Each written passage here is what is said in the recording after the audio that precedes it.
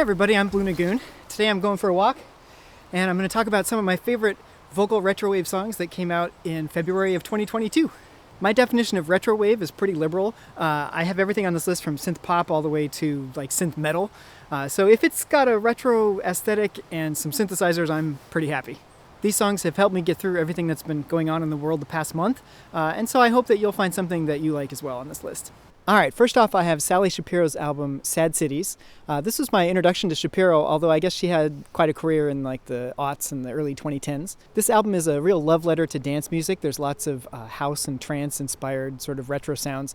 And Shapiro's voice is very light and ethereal. It's not like a belty kind of pop voice like you often hear. And so it creates this interesting balance where the music is bringing a lot of the raw energy and emotion that you would normally hear in the vocal. And Shapiro's vocals are just kind of floating over the top of it. It's almost like they're experiencing the emotions from a little bit of a distance. And you might think from that description that the emotions don't hit as hard, but they totally do. They just kind of sneak up on you. Like you'll end up halfway through this album just realizing that you're completely absorbed in it without realizing that it grabbed you. If I had to pick one favorite song on the album, it would be the closer, Fading Away.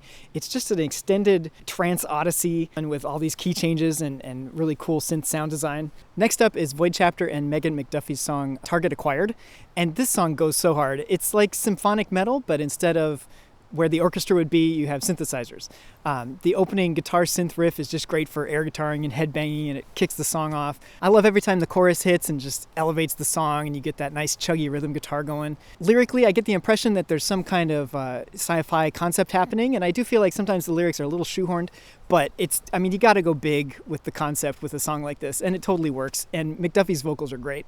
Next up is the song Halcyon Dream by Kiara Eve. This is just a great slice of like late 80s, early 90s pop. I really like the super processed chorusy guitar tone and how the rhythm guitar gets unmuted and pops out in between the phrases. The little hook at the end of the choruses where the synth bells follow the melody and it's like, I've never been here before. It's just great. It's such a good time and very well produced. Next up is a killer minor key synthwave jam by Marc Matthews called You and I. I really like how on this one the vocal melodies are more percussive than melodic, but then the vocalist punctuates them with these cool little vocal fills and harmonies and some ad-libs at the end. I'm a real sucker for the bass rhythm in the verses. It's like that classic dun dun dun dun dun dun dun. If there's one flaw in the song, it's just that the vocal processing is a little artificial and obvious in places. Really, it's more personal taste. It's definitely not a deal breaker, and the song is just great. Next up is the song Love Again by Totta, and apologies if I'm pronouncing that name wrong. But this is just such a vibe. It's a vapor-wavy slow jam. I love the lo-fi 80s production, gorgeous melodies throughout. There's this one synth sound. It's like a glassy kind of percussive synth sound that's on the offbeats. It's kind of the main rhythmic element of the track. And it's just perfection. The song is super dreamy.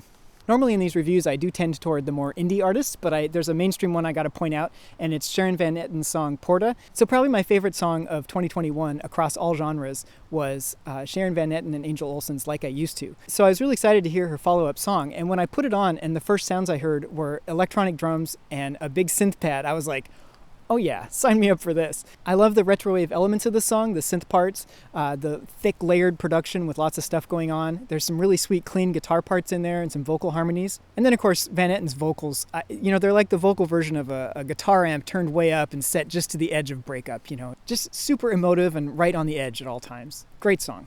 All right, my last recommendation is a song that's not strictly retrowave. I mean, the main sounds here are strings and electric bass, but I would say it's retrowave adjacent. It certainly has the same pop ethos, so maybe check it out.